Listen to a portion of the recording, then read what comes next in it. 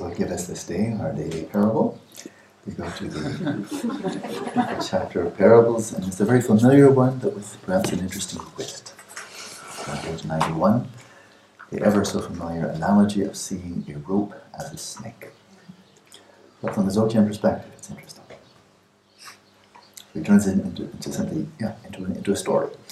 A man once mistook a multicolored rope moving back and forth within a thicket of bushes for a poisonous snake.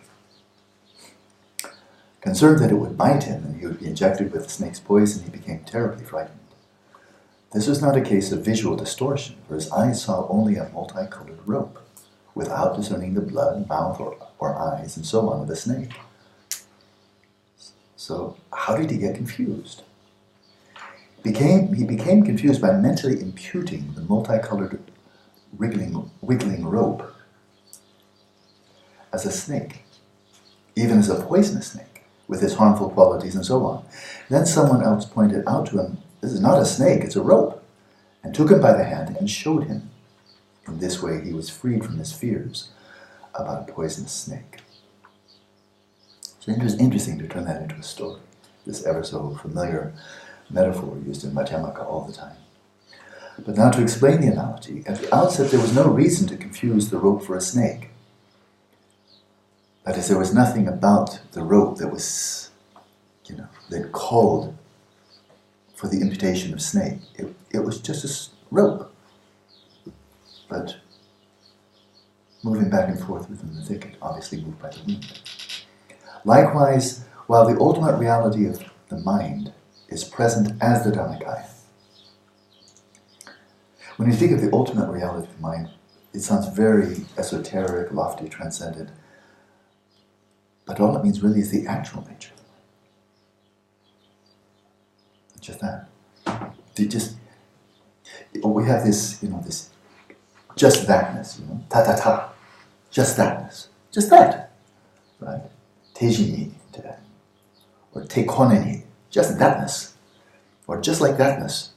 Well, this is the just like thatness of the mind. Chitta-ta. It's like, it almost like ends with pe. Chitta-ta. Boom, like that.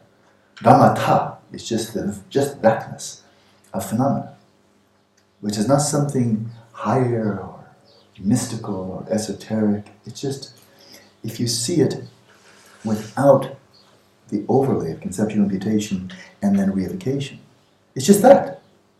So something to make it very, that's why you keep on saying these kind of strange phrases like, it's just this ordinary consciousness of the present, right? So likewise, when the ultimate reality of the mind is present as the Dharmakaya, you fail to recognize yourself. While it is present, it's right there, hidden in plain sight, you fail to recognize yourself. In that light, you're carried away by the waves of samsara and experience suffering. Just as he was freed from his fears about a poisonous snake as a result of someone else identifying the rope for him, pointing out instructions on the rope, when a guru shows you the nature of the mind, your own face as the Dharmakaya is revealed, and you achieve certain freedom from wandering in samsara. That case of being confused about something for which there is no reason to be confused is said to be adventitious contaminations or defilements. You've heard about those, that which adventitiously obscures the brightly shining mind of the substrate, the immutably shining mind of Rigpa. On the contrary, so it's due to adventitious contamination. On the contrary, thinking that the mind stream turns bad and experiences suffering. So from our perspective, it comes up all the time. I hear it as a Dharma teacher. When did we get into this mess? I look at my mind, it's all screwed up. I've got all this agitation and neuroses and unhappiness and blah, blah, blah. When did it happen? When did it happen? When did it happen? How did my mind get bad? Like fruit that rots in the refrigerator. When did it turn bad? And when did I start experiencing suffering? Who did this to me? Who did this to me? So while thinking that the mind stream turns bad and experiences suffering, and it must have been some time back there in the past when it happened, while ignoring the agent that causes you to wander in samsara, namely the adventitious contaminations, this view constitutes a failure to determine the nature of existence of the mind. You don't understand the nature of your own mind. You should earnestly seek out the meaning of this, and with the three parables and their meanings, determine for yourself the manner in which the mind becomes confused.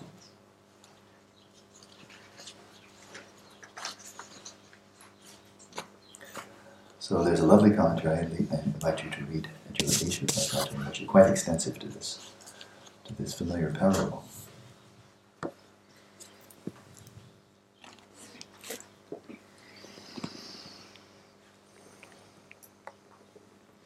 Of course, a little caveat that's often mentioned in other renditions of this analogy is that when the person out in the bush, out in the brushland, mistakes the coiled rope or the spotted rope, the striped rope, for a snake, it's often commented that it wasn't clearly lit, that is, it was kind of dim, like twilight. And because it wasn't radiantly clear, then in that absence of clarity, then, again, it's so interesting the way you nuance that. It wasn't that your eyes malfunctioned, that you had an optical illusion. There was no optical illusion, 20/20 vision, no problemo. But bear in mind that your visual perception is, Linda, your visual perception, conceptual or non-conceptual? Conceptual. Non-conceptual. Non-conceptual, exactly.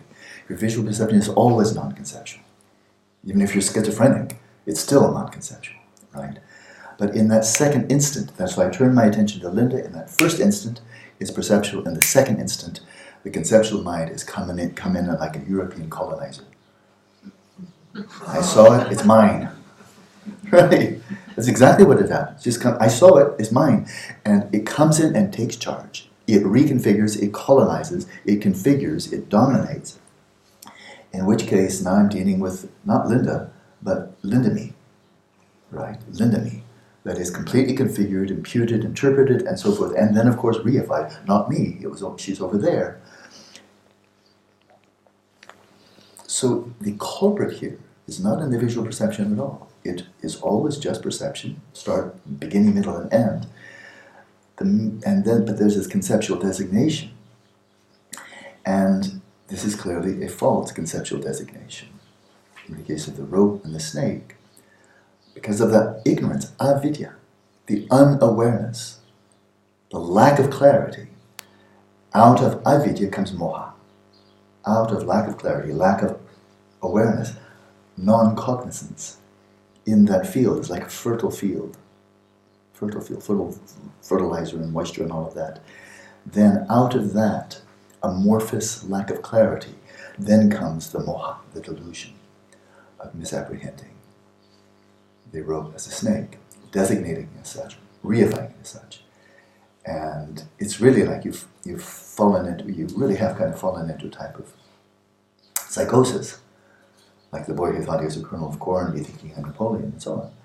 And then you need someone, a spiritual friend, to point out to you that in fact it has never been. This is the really point. This is the point strongly emphasized in Dzogchen. That rope has never been a snake. It's not the rope's fault. The rope didn't do it to you. It's not your eye's fault. It has never been a snake. It is not a snake. And therefore all the suffering you're experiencing, the fear, the adrenaline rush, the panic, maybe looking for a weapon. How can I kill the snake, protect myself, my family? What will my children do if I die from the snake? You know, the whole story, the whole drama. That you have to recognize it was never a snake. There's nothing about it that is a snake. There's not one molecule that's a snake. That is completely in your mind. Something you've conjured up. And the spiritual friend who is already awakened points out that it's never been a snake. The spiritual friend comes out and points out, here's the Dzogchen perspective. You've never been a sentient being. If you're wondering, how did this happen? How did my mind turn bad? How did it get so toxic? How did I get so neurotic? Why is I suffering so much? And the spiritual friend says, well, you are not a sentient being, you've never been a sentient being, you never will be a sentient being. Get over it. And shift your perspective. This is the hyperspace This is how you zip through the path of accumulation, path of preparation. Not by slogging away. You can do that. That's Sutrayana. I am a sentient being. The little engine that could, slogging his way up the mountain for one countless eon. From the beginning of the path of preparation up to the path of seeing. A path of accumulation up to the path of seeing. That's a little engine. I am a sentient being. I am a sentient being. I am a sentient being. Oh, what a grind. This is why in Dzogchen, right from the very beginning, it really struck me about Geshe Taige's top. When I was basically in diapers, when I was in Dharmazawa, and really a baby in Dharma. And he said, it's never too soon to start generating bodhicitta. Right? Remember that. Yeah. And it's so lawful. I mean, it's so like, wow. I shall achieve enlightenment for the sake of all sentient beings. Like, I'm the Messiah, I'm Maitreya. Like, and here you are in diapers, you can't hardly know anything. And he said, no, it's not too soon. And in Dzogchen tradition, it's never too soon, really. Different lamas have different views. Well, this is my view. But this is the view that I've received from Gyaltsen and other lamas, but above all him. It's never too soon to be introduced. As long as you won't screw it up. As long as you won't misunderstand. Just don't do that. But if you can take it in, it's never too soon to be introduced to the view. And that's it, the view. Right? Just as long as your mind can hold it. If your mind can't hold it, okay, then we go back. And then you take it more gradually. So, you have no history, really, of being a sentient being. You think you do, but you have no history. That is, the snake, the rope has never been a snake. When if the rope could talk back and say, well, and start taking seriously, he thinks I'm a snake. How did I become a snake? When did I become a snake? I don't remember my snake parents. I can't remember. I suffer amnesia. When was I a snake? You were never a snake. Get over it. So this raises, to my mind, the very interesting sequence, once again actually it's indirectly from Atisha, back to the speech emanation of Padmasambhava. Very relevant to this. Really core. As we're slowly getting ready to depart, like a flock of doves, dispersing to all corners of the globe, these 4 reliances in the Kadampa tradition, really useful. So I'd like to just run through them very briefly. And so the first one, 4 reliances. The first one is, rely not on the person, rely on the Dharma. If that was important 1,000 years ago with these old Kadampas in tradition, very, very traditional, old Tibet, then it's more important. It's massively more important for us in our society, modernity, Eurocentric modernity, which is so much, in America, the self-made man. And it goes back to Europe, of course, the Anglo-Americans, the pale-colored, pinky people like me, our ancestors came from Europe. But so much strong emphasis on the individual. So much idolatry of individuals. In music, in politics, and religion, and so forth and so on. And we have a really strong pattern of that. It goes back for many, many centuries. And then when, Eurocentric individuals like myself, when we encounter Dharma, it's very easy to carry that right over. And we meet extraordinary people. I've met a number of them. And it's very easy to lock on, now I have faith in Buddha-Dhamma. His Holiness Dalai Lama is such an incredible individual. Or Kala Rinpoche, or Ling Rinpoche, or Sakya Tenzin Rinpoche. You meet these great beings, whoa, I'm a Buddhist, I want to follow them. Wherever you're going, take me with you. Emphasis on the individual. It's very easy to do. And it's not a bad thing to have tremendous reverence for a great Lama, and therefore be inspired to take refuge in the Buddha Dhamma Sangha. Geluk-Kagyü, the 16th Karmapa, inspired so many people in that way. They just were in his presence, like Lama Yeshe from Samyeling, who's now head of Samyeling. It was a person. So I'm not criticizing him at all. He's a wonderful human being, and a real yogi, Lama Yeshe. Generally speaking, not just flat Buddha Dhamma, there are 2 entrances to having very deep faith in Dharma. To really set out on the path. Faith in the 3 jewels. And, pardon me, I'm just saying what has been said for centuries. The the avenue for people of dual faculties is that you have faith in the Dharma by way of an individual. And the way of people of sharp faculties is you have faith in the individual by way of the Dharma. That's just what it says. I think there's something to it. And if that sounds like a criticism, the Lama Yeshe will then meet him. And you see, there's just nothing you want to criticize there. He's a superb human being. Right? So, that point, individuals come and go. But when we focus on individuals, make them the primacy, the primary object of our devotion, our refuge, and so forth, the chances of reifying the individual are enormous. And we've been doing that religiously forever in the West. Reifying the individual, the individual, the individual. And then as soon as we do that, the individual is radically other than oneself. And so then we're radically taking refuge outside our own mind streams, outside our own Rigpa. We've externalized, objectified Rigpa.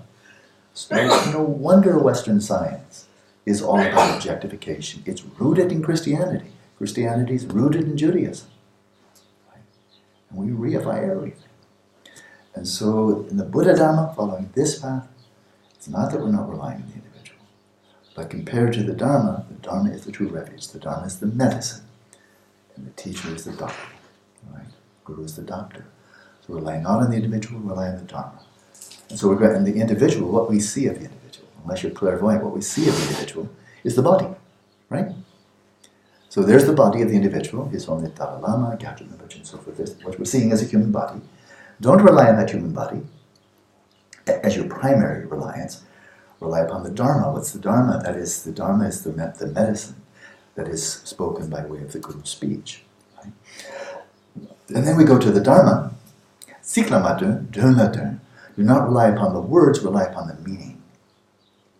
Well, this word dharma, atta in Sanskrit, in Tibetan, that we translate it well as meaning, it means referent. Referent. Right?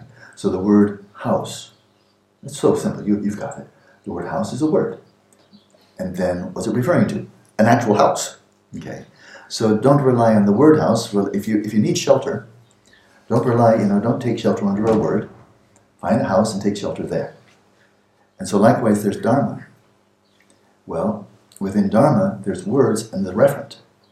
And so some people cling to words. They cling to their catechisms, they cling to their liturgies, they cling to words of all kinds, get really pissed off if anybody insults their words.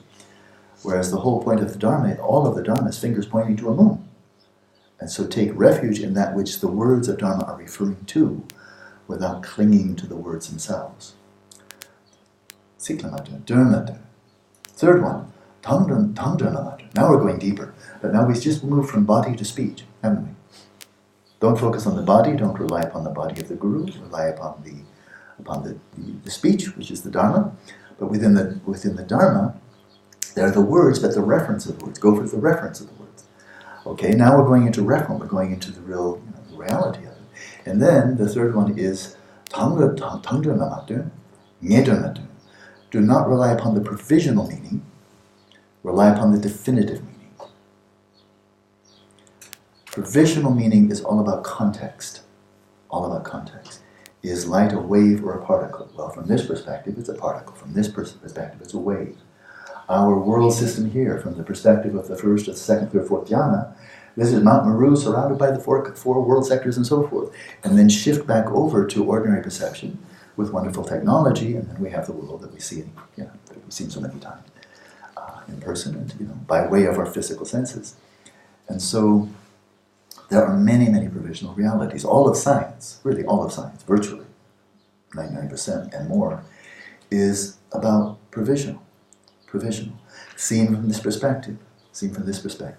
But then recall in the Geluk-Kagyü Tantra, it says there is no definitive description of the world. And this wonderful book, I can't remember the author, but it was by one of the great, Chökyi, I can't remember. I don't think it's quite that. But he wrote a book, it's still in print, on Buddhist cosmology from Abhidhamma, Kalachakra, and Dzogchen. You can find myriad worlds, I think it's called myriad worlds, I think so. In any case, so you say, well, okay, what is the Buddhist cosmology? What did the Buddha say? What's really, if they don't like modern scientific view of modern cosmology, and then you find, well, in the Abhidhamma it says this. On the other hand, in the Kalachakra tradition, it says this. They're not the same. On the other hand, in Dzogchen it says that they're not the same either. And so, then you Buddhists can't get your act together, right? I mean, tell us what you really mean. And the answer is there is no definitive description. This is exactly what Stephen Hawking said, what John Wheeler said. There is no definitive description of what the world is out there prior to and independent of any system of measurement. There's no history of the universe. There is no the way the universe is now or will be, because every description of the universe is always provisional. It's relative to your cognitive frame of reference, your system of measurement, the questions you're asking, and the way you conceptually make sense of the information, the measurements that you make. So that's all provisional. The Four Noble Truths are provisional. The 12 links to divine origination are provisional. The teachings on karma are provisional. All the teachings of the Dharma are provisional, except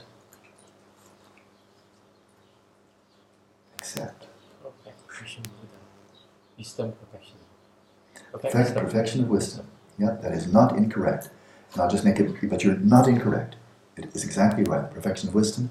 What is that? The teachings on emptiness. The teachings on emptiness are those are the only teachings that are not provisional, that do not depend on this cognitive frame of reference, maybe a hell being, a preta, a deva, fourth jhana, ordinary, Buddha, sentient being. I mean, I just covered the big bandwidth there, right? All these cognitive frame of references, including the Buddha's own cognitive frame of reference, right? They're all relative to the cognitive frame of reference, right? Even the Buddhas. The Buddha is also empty. The reality the Buddha views is also empty of inherent nature. The one invariant across all conceivable cognitive frames of reference is the emptiness of inherent nature of all of them. Right. So we go deeper.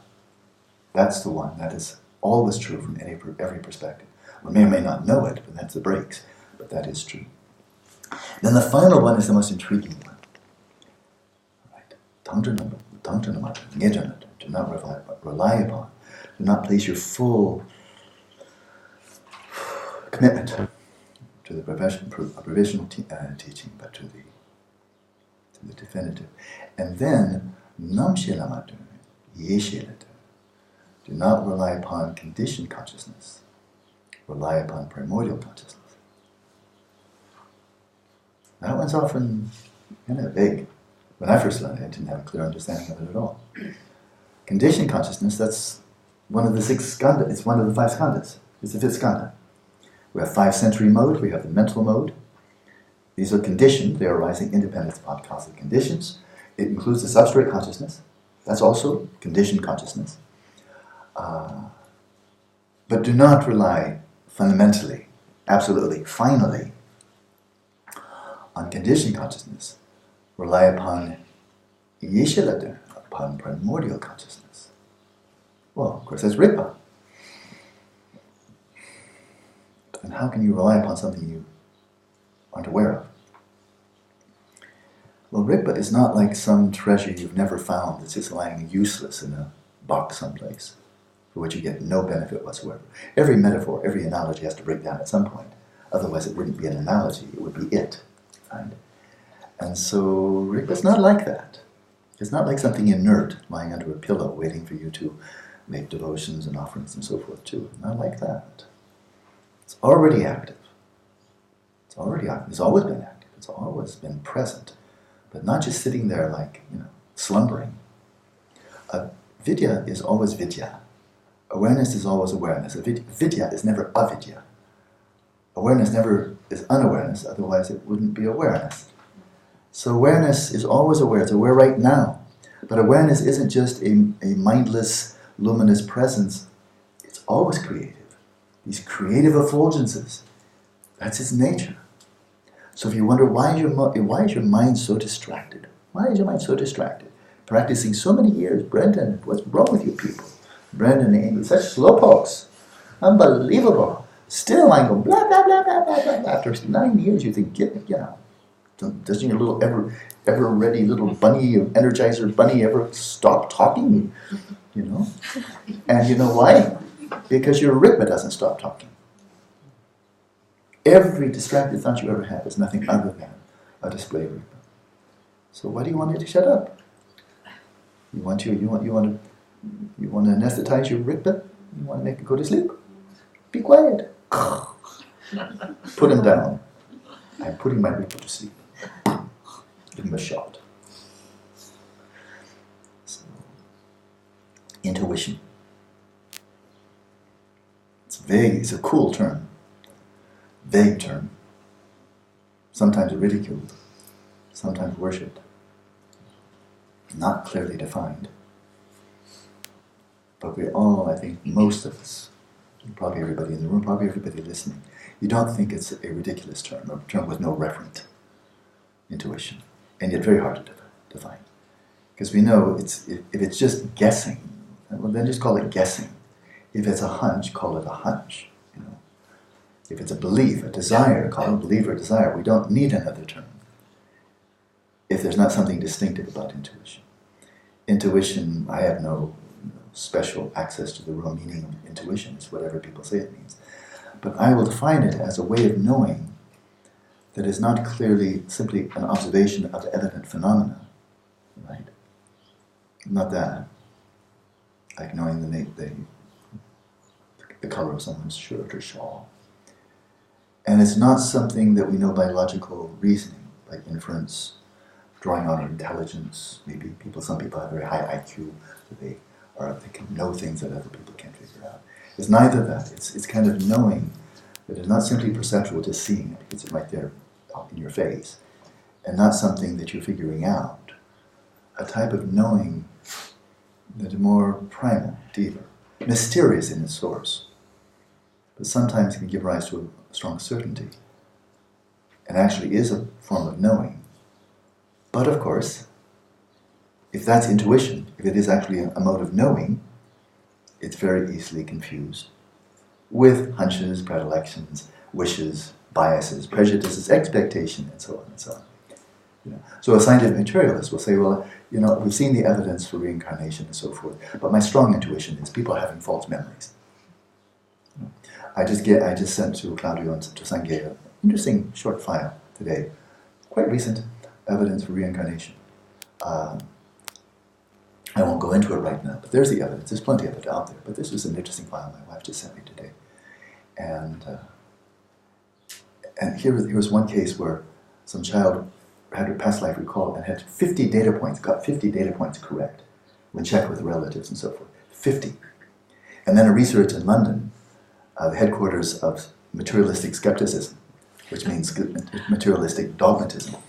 A researcher there, allegedly doing research on this, said, well, my strong feeling is that these all consist of false memories. 50 data points. Really good false memory. Very impressive. One of these days, everybody's going to be laughing. You know, but that would be his intuition.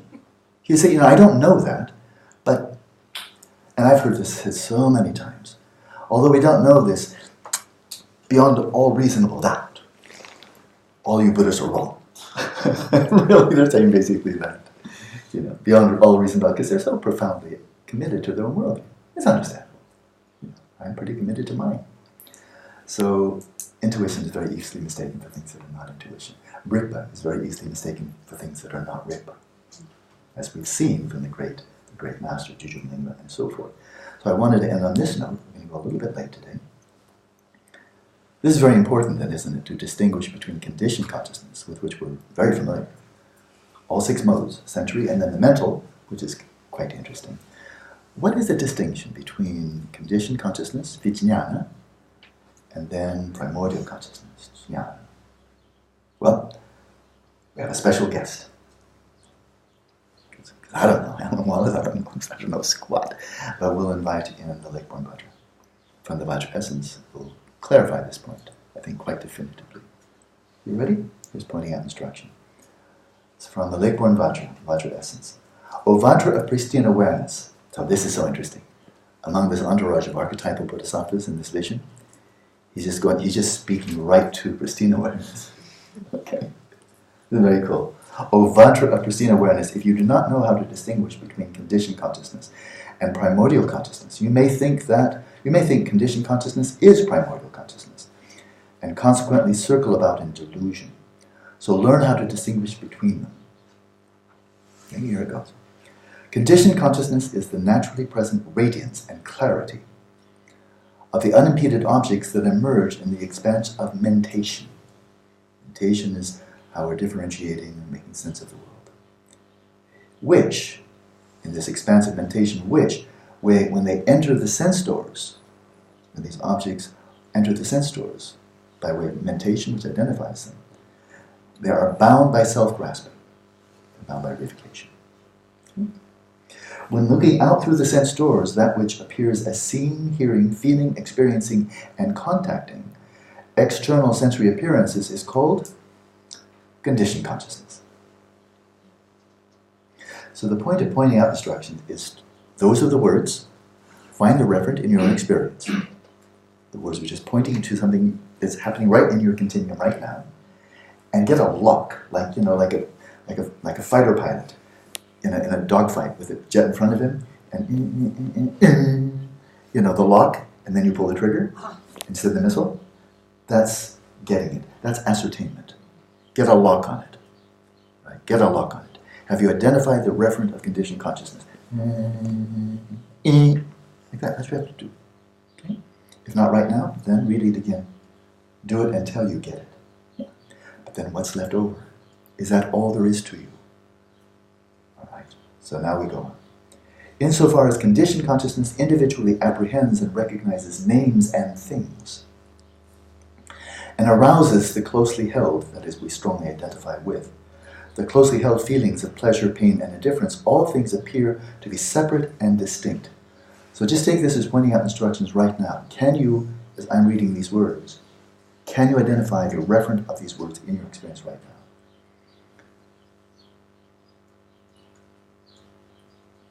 Regarding these names and things, words and their reference, which arouse the distant from all things appear to be separate and distinct. They, these things that appear to be separate and distinct, are given individual names, and things are apprehended as being distinct. This acts as the basis from which emerge thoughts of attachment to your own side and aversion to the other side. This relates to our topic this morning in Equanimity. The good is apprehended as being good and is made into an object of hope, thus proliferating thoughts of yearning. The bad is apprehended as being bad, and this serves as a basis from which various thoughts of anxiety arise. What is called mentation, this is manas in Sanskrit, or yi in Tibetan. What is called mentation manifests, this is the activation, the making sense of, which rides on the wave of consciousness. What is called mentation manifests as the consciousness of appearances. It turns into appearing objects. There's that cognitive fusion. The mentation, oh, Linda's over there. There she is. My whole mentation about Linda is now projected and awareness fuses. Oh, she's over there. Oh. It turns into appearing objects, and it causes appearances to be made manifest. From the very moment that a thought and subject arise, what is called mind merges non-dually with appearances and vanishes. I think he just gave the history of modern science. Because we have serious people, intelligent people, well-informed scientists, like Michio Kaku saying, mind doesn't exist. And I'm sure if I met Michael Graziano at Princeton, he's no dullard. He's a university professor at a great university. And he's saying consciousness doesn't exist. And then Daniel Dennett, very, very bright philosopher. He didn't get his prominence by being stupid. And he's very, very prominent. He said appearances don't exist. Qualia don't exist. If these people were idiots or deranged or mentally impaired, this would not be interesting. That we just have compassion for such people. But these are not people like that at all. But they're riding a current like surfers, riding a 400-year wave. From the very, very moment that a thought and subject arise, what is called mind merges non-dually with appearances and vanishes. And you think really that you're living in a world where mind doesn't exist. Or where it's just an emergent property of matter. It's insignificant, it's trivial, it's an epiphenomenon. It doesn't do anything. Because matter alone, appearances, objective reality alone is real. There's nothing other than objective reality. And if you doubt that anybody thinks that, pick up any text on cosmology, on the history of the universe. Go back to Stephen Hawking. Short history of the universe. Find if there's any reference to the emergence of mind and consciousness there. I dare you. Mind merges and disappears into the object. This is from this is 150 years ago. The Vajra Essence. Exactly when Thomas Huxley was starting the Church of Scientific Materialism and succeeded so fabulously in letting materialism dominate science, and science now dominating so much of the planet. But with, of course, this violent reaction from religion, engendering basically religious fundamentalism. And then the fundamentalists scorn science, and then the scientists see how stupid religion looks. And then they scorn religion, and then we have this big tension between stupid science and stupid religion. And everybody's mind has been lost. They've all become mindless. As with the religious fundamentalists or scientific materialism, which is just another form of religious fundamentalism, the mind merges non-dually with appearances and vanishes. So interesting. That was just a commentary on the history of science. Okay, that's conditioned consciousness. Primordial consciousness. Okay. You've got a lock on conditioned consciousness. What's left over? Is anything else going on in your continuum right now? Here's the pointing out instruction. Primordial consciousness is the natural glow of the ground, and it expresses itself as the 5 facets of primordial consciousness. Specifically, in the manifest state of the ground, great primordial consciousness, which has been forever present, abides as the aspect of lucidity and clarity, like the dawn breaking and the sun rising. It is not blank, like an unimpeded darkness that knows nothing. All appearances are naturally present without arising or ceasing. Just as heat is naturally present in the nature of fire, moisture is present in the nature of water, and coolness is present in the nature of wind. Due to the unimpeded power in the nature of primordial consciousness, there is total knowledge and total awareness of all phenomena, without its ever merging with or entering into objects. Primordial consciousness is self-emergent, naturally clear, and free of outer and inner obscuration. It is the all-pervasive, radiant, clear infinity of space, free of contamination. What are the causes and conditions by which conditioned consciousness is transformed into primordial consciousness? And I'm not happy with that translation, but it's really subtle. Transformed, I mean, I take a piece of clay and transform it into a pot, right? We do that all the time. Transform. It's not that. There, any more than there was a time in which the rope transformed into a snake. There was no such thing. But what were the causing conditions? Because after all, we are, insofar as we're operating on a conditioned consciousness, we are seeing things that way. This is not something that doesn't exist at all. There is relative truth, conventional reality. The notion that we're sentient beings is not like thinking I'm a kangaroo, which has no truth at all. This is a truth. It's a conventional truth, right? A truth that obscures a deeper truth. How did this truth that obscures a deeper truth, how did this come about? So, how did the shift of perspective from primordial consciousness, what are the causing conditions by which I have to repeat it. What are the causing conditions by which conditioned consciousness is transformed into primordial consciousness? When I first read it, I thought he meant the opposite. But no, here we are with our locus in our conditioned consciousness, feeling we really are sentient beings. How can this conditioned consciousness transform into primordial consciousness? Well, with that translation, it's like, here we got a rope. Here we got a snake. How can we get the snake to transform into a rope? Well, you can't, you can't, right? Because there is no snake, right? How can we shift perspective? It's really hard to find the English, isn't it? But I think you're getting the meaning. What are the causing conditions? What can we do such that conditioned consciousness is transformed into primordial consciousness? Well, it doesn't mean transform, it means how can we shift the perspective from being locked into the perspective of conditioned consciousness to shifting over to the perspective of primordial consciousness and seeing conditioned consciousness as nothing other than an effulgence of primordial consciousness. The words are really subtle, and the translation can be improved. But what are the causal conditions? They are accurately knowing how thoughts of the phenomena and samsara and nirvana emerge, including the 8 aggregates of conditioned consciousness. So that's the 6 plus alaya vijnana and klishta-manas, afflictive mentation. So how is it these merge? How do the 8 aggregates of conditioned consciousness and sensory appearances, that which appears to the sensory consciousness, how do they merge? That's one. And realizing the manner in which they are naturally perfect as displays of the kayas, dhammakaya, etc., and facets of primordial consciousness in the nature of ultimate reality. So if you want something to do, that's what you do. You need to accurately know that. Then from the time that you identify a dharmakaya, pristine awareness that is present in the ground, your conditioned consciousness is transmuted into displays of primordial consciousness. That's what it seems like. It seems like they were just kind of yucky, poisonous, and so forth.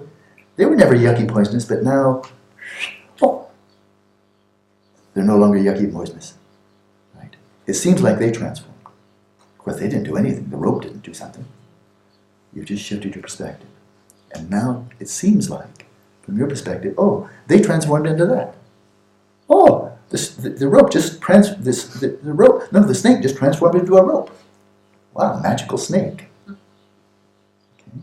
Then regarding conditioned consciousness, by the illusory display of concepts of the self alone, primordial consciousness takes on the guise of conditioned consciousness.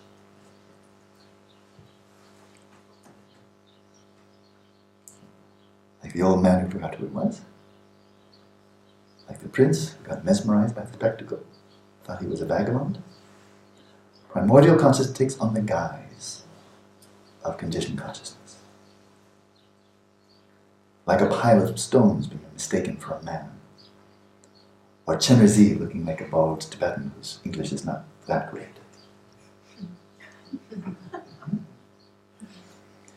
The transformation of this into primordial consciousness is like recognizing the transformation of this into primordial consciousness, shifting your axis. So viewing reality from that perspective is like recognizing a scarecrow for what it is, instead of seeing it as a man. In this way, the correct realization of the mode of being of conditioned consciousness, the correct realization of the mode of being of conditioned consciousness transforms it into primordial consciousness. If you can find a better word, I really invite you. I'm not satisfied. Because without this whole commentary, it would be really misleading. Right? So if you find a better word, let me know. We'll probably have a 3rd edition of this come out and you can fix it. It is not that conditioned consciousness must vanish into absolute space. That is, that it has to be deconstructed so that it's not there at all. Absolute space is emptiness, shunyata. It is not that conditioned consciousness must vanish into absolute space, and primordial consciousness must arise from somewhere else. Instead, know that it just seems that way because of the functions of self-grasping and identitylessness, of the pairing of reification and then the absence of reification. Condition, and now we conclude. But I have to give you more today since I'm okay this afternoon. So this should keep you busy for a day, yeah? Conditioned consciousness is what makes the first moment of knowledge emerge in the aspect of the object. The first moment of knowledge, or the first moment of knowing, would probably be better. Conditioned consciousness is what makes the first moment of knowing emerge in the aspect of the object. Just as various images of planets and stars emerge in the ocean. What arises is closely held by conceptual consciousness. Closely held. Whenever you see that, it means you're identifying the cognitive fusion. It's the identification with. Whatever arises is closely held by conceptual consciousness. That's the European colonizer. It is bound by reification, and you thereby become deluded. So if you want to know what's the origin of samsara, how did this all begin? He just told you. But it's not in the past, it's not 13 billion years ago. It's every moment. That's when samsara begins. Because we don't actually have any history as sentient beings. We don't really have any history as sentient beings. The notion that we do is an illusion concocted by deluded mind. It reifies time, reifies the self, and then wonders, what's my history? View yourself from the perspective of Rigpa, and you were never a sentient being. You are not now a sentient being, and you never will be. So you have no history of being a sentient being, or how you first became a sentient being, any more than the rope has a history. Tell me, when did you first become a snake? Last sentence. Now read that again. What arises is closely held by conceptual consciousness. It is bound by reification, and then you thereby become deluded. Knowledge of the reasons for this brings you to primordial consciousness. So now, many of you are familiar with the four reliances. That fills out the last one, I think, quite royally. So my privilege, really, to pass it on. That's all I did. I can read well, so that's good. Oh, nice one. So time for great equanimity.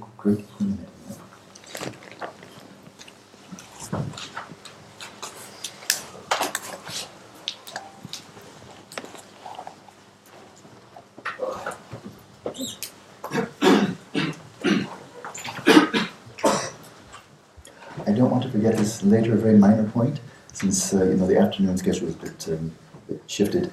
If I could, I think the first one, Michelle, where's Michelle? Michelle, you come in first, don't you? Good. So Michelle at 1:15, I said, and then Beata, we just like to switch. If you can come in, if she comes at 1:15, you come in at 1:35. Already organized. I wanted to shift between you and Paula. You already did that? There's something's happening. It ain't exactly clear. Stop, children, what that sound. Yes, I am a hippie. If you had any doubt about it,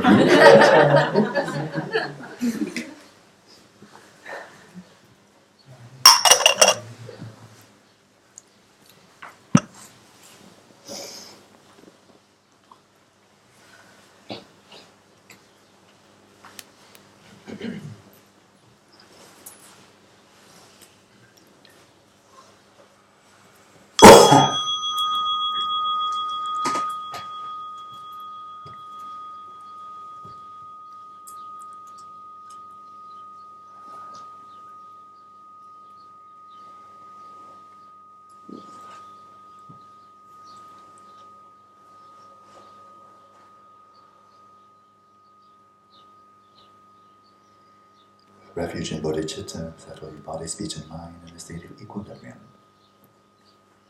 The great balance.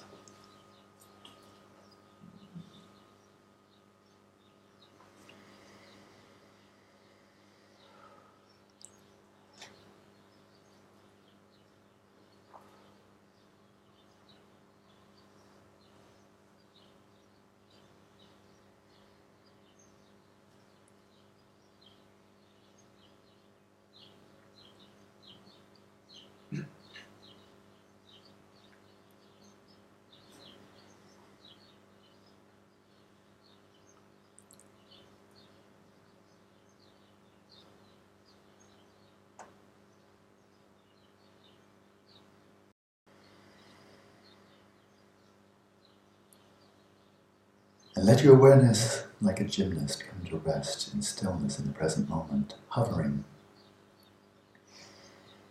between the two imaginary extremes of the future that has not yet come and the past that is no longer.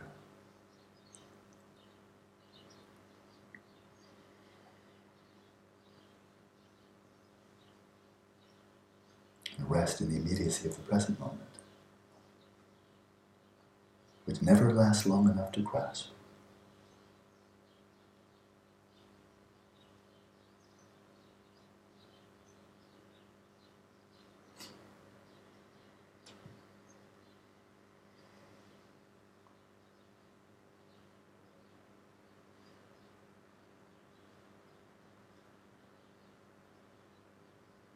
still and clear, not leaning over into dukkha or into hedonia.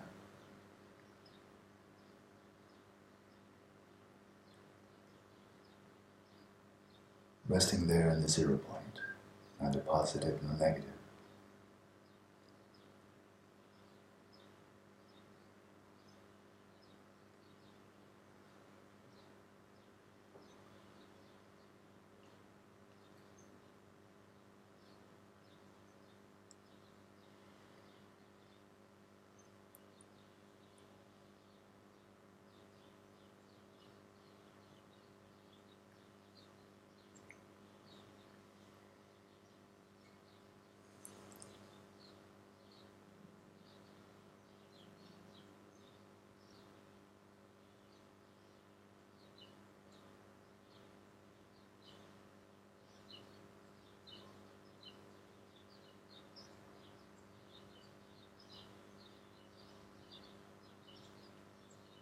As Kamachan advised us yesterday so bluntly, be quiet, be still, just rest, sustaining the flow of mindfulness.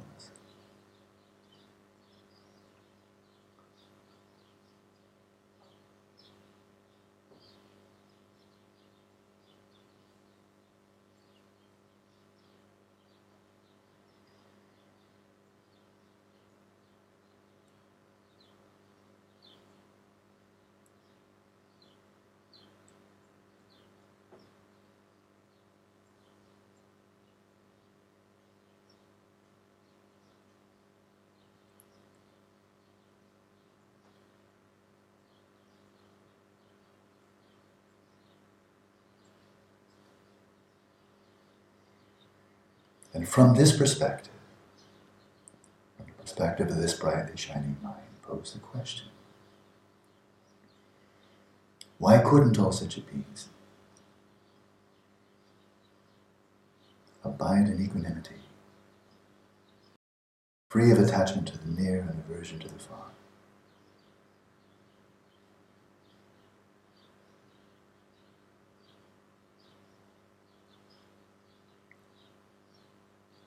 And since we are speaking now from the Dzogchen view,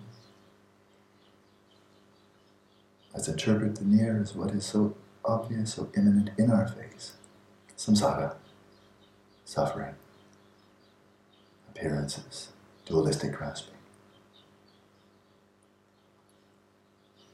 attachment to samsara.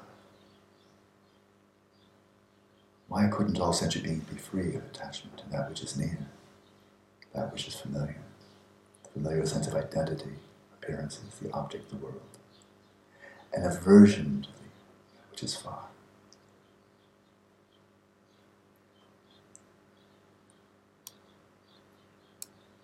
There is a resistance to the unknown. It's scary. It seems like it might be annihilation. Beyond, alien, other.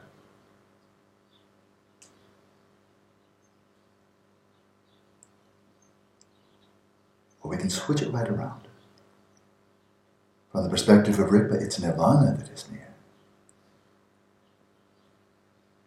An intense, powerful temptation to cling to and abide in nirvana. Primordial peace, stillness, and an aversion to the chaos, the noise, the busyness, the activities, the comings and goings of samsara.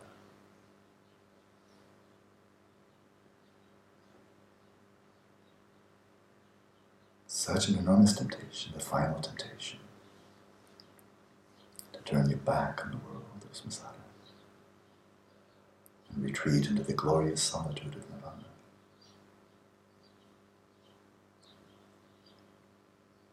But these are all extremes from the perspective of Ripa, which views all of reality, samsara and nirvana, as being of equal purity. Why couldn't all sentient beings abide in even-mindedness, balance, equilibrium, free of attachment to the near and aversion to the far?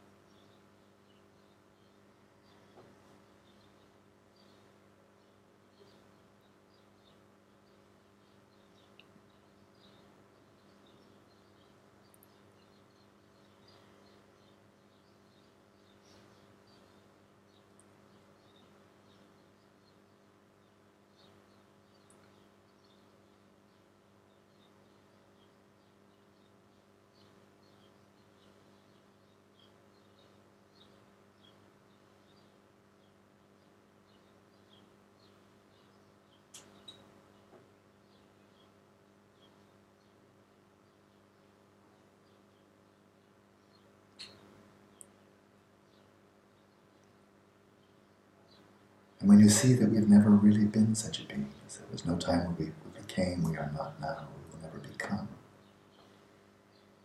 And perhaps that answers the question. There is no good reason.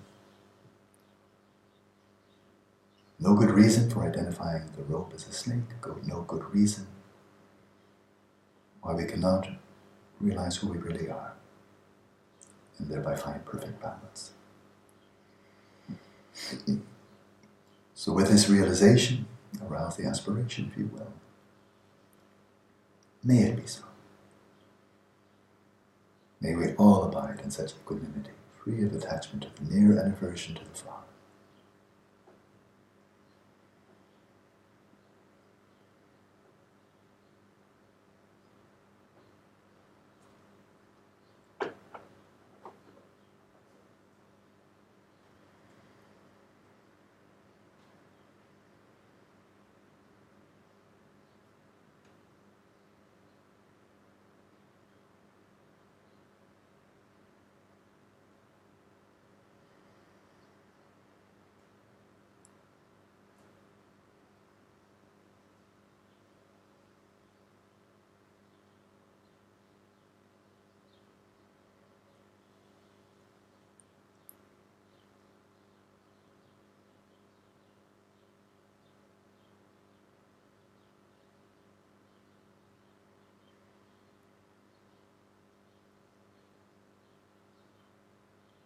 And from this perspective, the view of the great perfection, the view of yourself in the center of your mandala, viewing all sentient beings of the 6 realms round about you,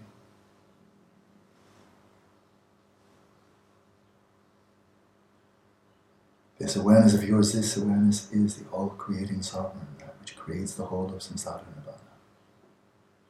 So it's quite right that you take responsibility for being in the center. And from this perspective, arouse, if you will, the aspiration, then beyond the aspiration to the resolve, the pledge. I shall bring all sentient beings to such equanimity.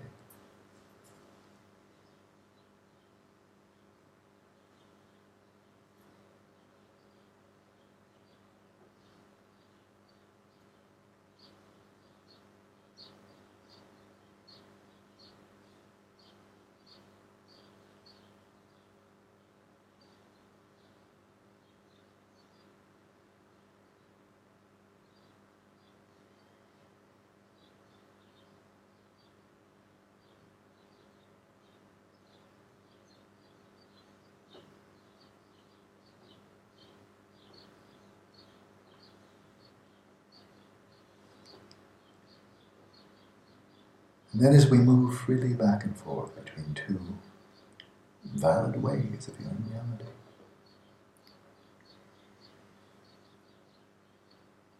the perspective of ourselves as being sentient beings is not devoid of truth.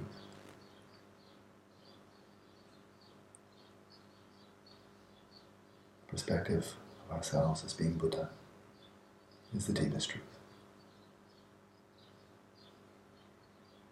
Moving freely back and forth,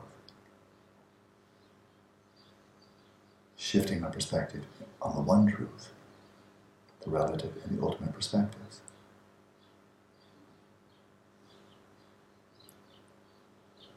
From that oscillation, we see the need to receive blessing, that we can manifestly carry through with this resolve to its culmination. In Tibetan, Teta Chetnuga Lama Lejin Geluk-Kagyü. May the gurus and the deities bless me to enable me to do so.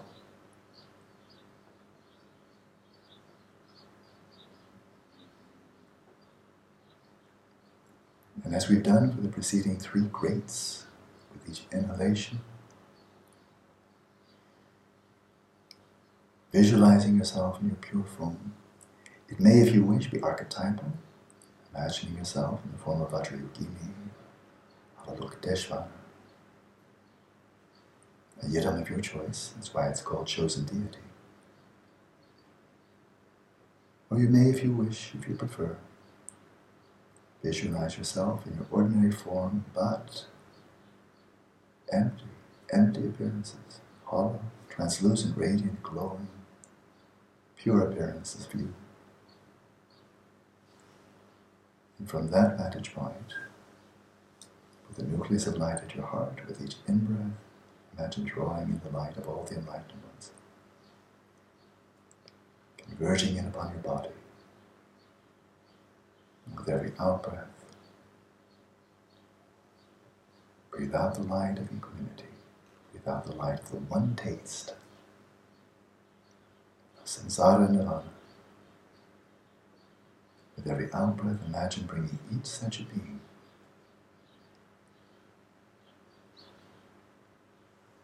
to the sublime vision of the original purity of all of samsara and nirvana equally,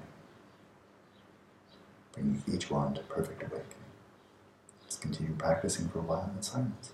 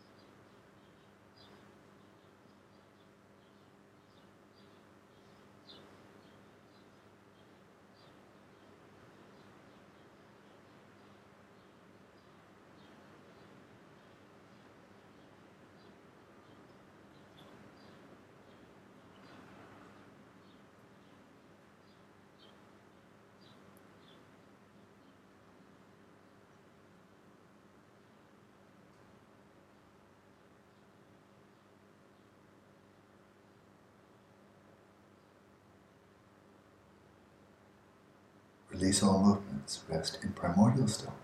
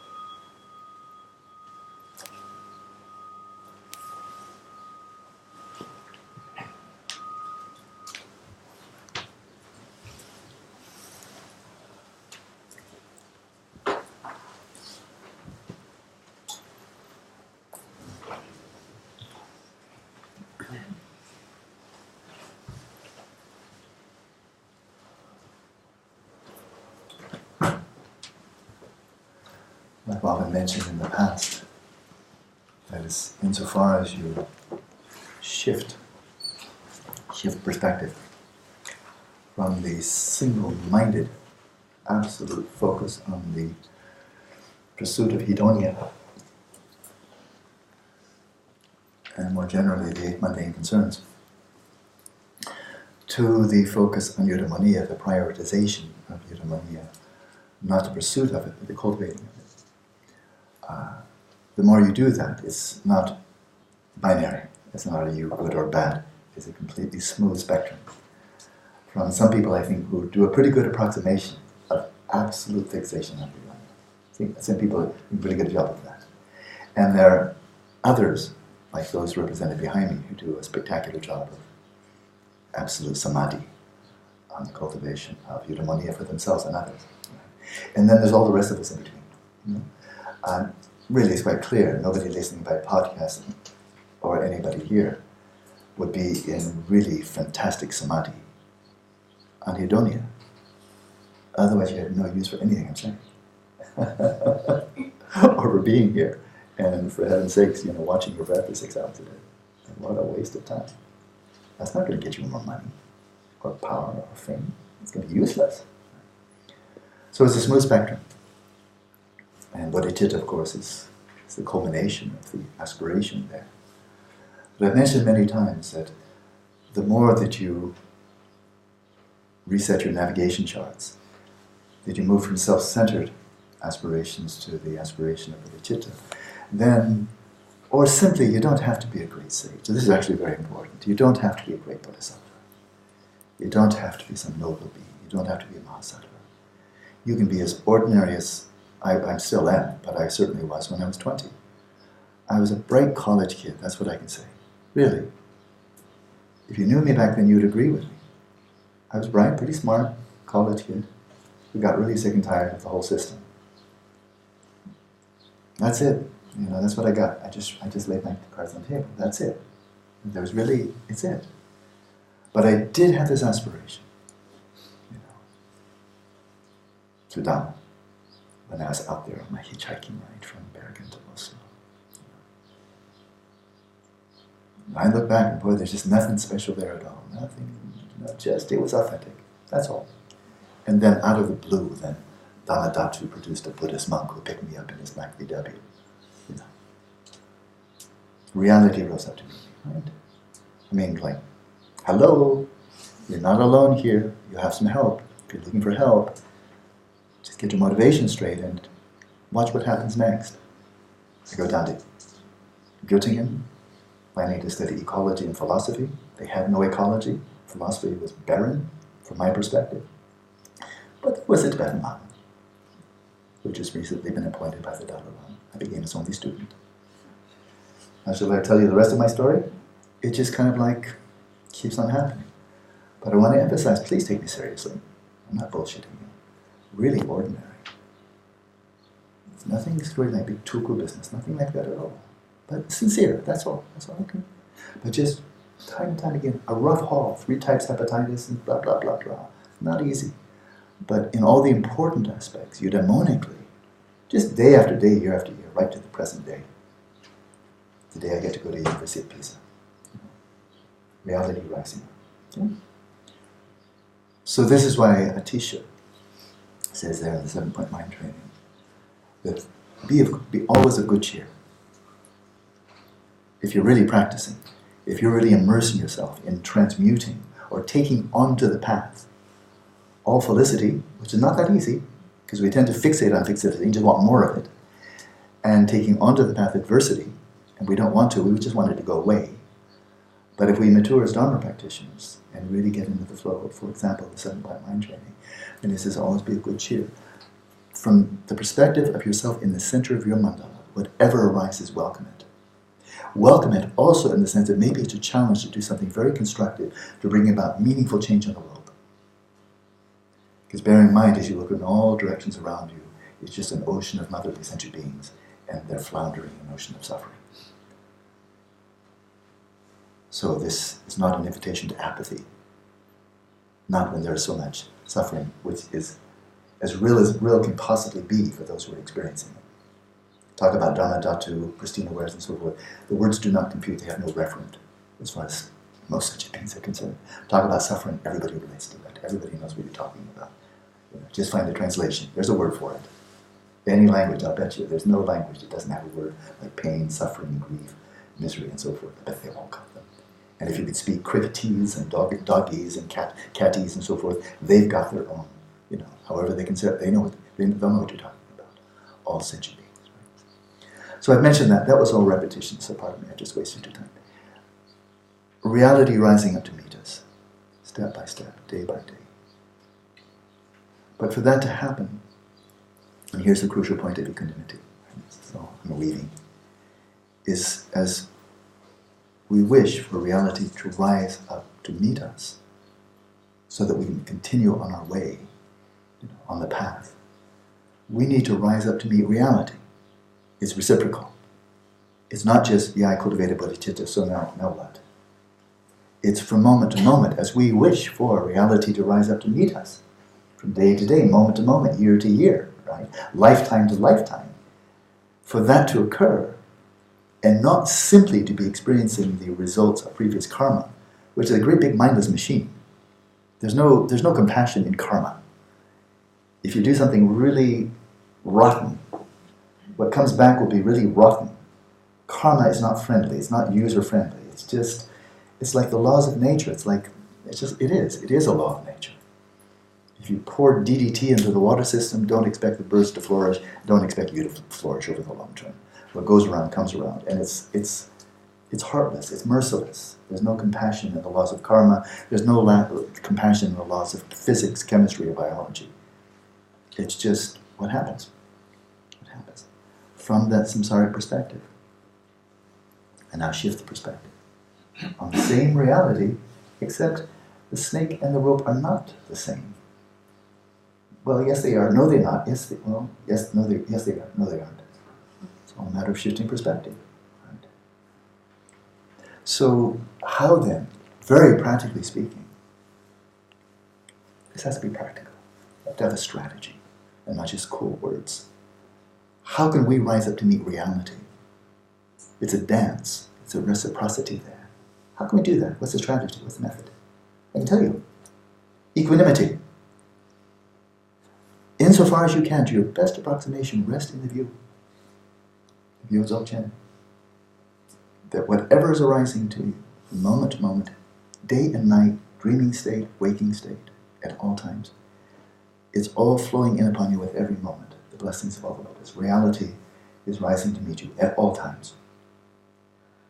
It doesn't stop when you get bad, when you get neurotic and so forth. Reality, blessings of the Buddha are relentless. Right? They're infinite and they're relentless. They never stop, they never pause, they never get exhausted. We do, but the blessings of the Buddha, or simply call it reality, Dhamma Dhatu, is always arising. So if you want something really practical, you have to keep you busy for the rest of the day. Whenever anything happens, I just said something big. From the center of your mandala, and for you, now the wording is very important. If you see I was walking down the street, the road there on my daily walk, and I saw a tall fellow just standing there, and I'm mildly obscured, and he was watching a snake. He was watching. I think my perception was he was watching the snake to see that a car wouldn't drive over it. I think the snake may have been injured. It wasn't moving much, so maybe it's been a bit injured. Right? So he was watching to make sure it wouldn't be hurt more. That was my perception. I don't know what. That's my perception. Right? So there are times for spontaneous activity, right? For the sake of others, for sure. And there's times for spontaneous activity for yourself. I said, when stuff comes up, if there's a hedonic way to deal with it, if you have a cold, don't be shy about taking cold medication. Don't just say, I'm sure the Buddha will just drop something in my head. Buy some cold medicine. But the point here, I want to make something really practical. But the wording is so important. From your perspective in the center of your mandala, with respect to your own self-interest, your own well-being, whatever comes up, be loose, don't reify. And how do you know? I can tell you. You ready? Oral transmission, pith instruction. Oh no! Crick! Oh! That's American. Oh! We can do a facial expression.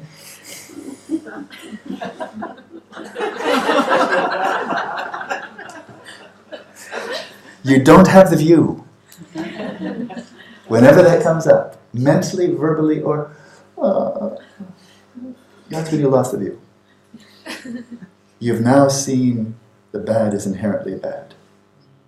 And you go, oh no. And the Buddha was saying, oh. We just dished you up perfect.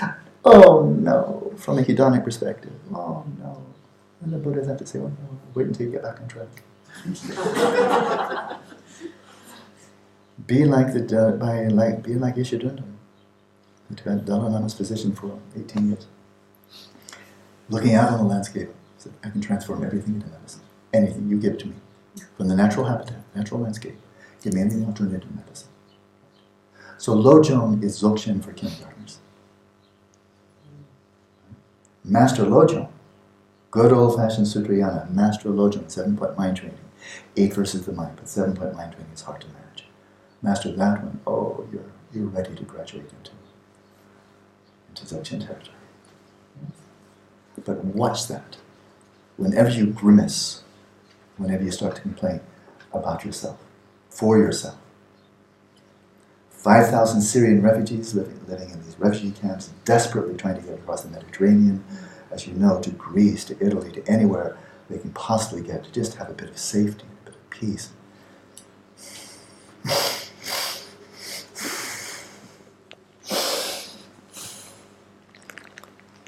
What we all want, right? That's not okay for them. Right? That's not okay for them. But it's good that we know about it. Their travails. That's good for us. That's part of our great perfection. To know of the suffering of the others, because it opens the heart. Oh yeah. So I keep you busy for 24 hours. Good. Enjoy it.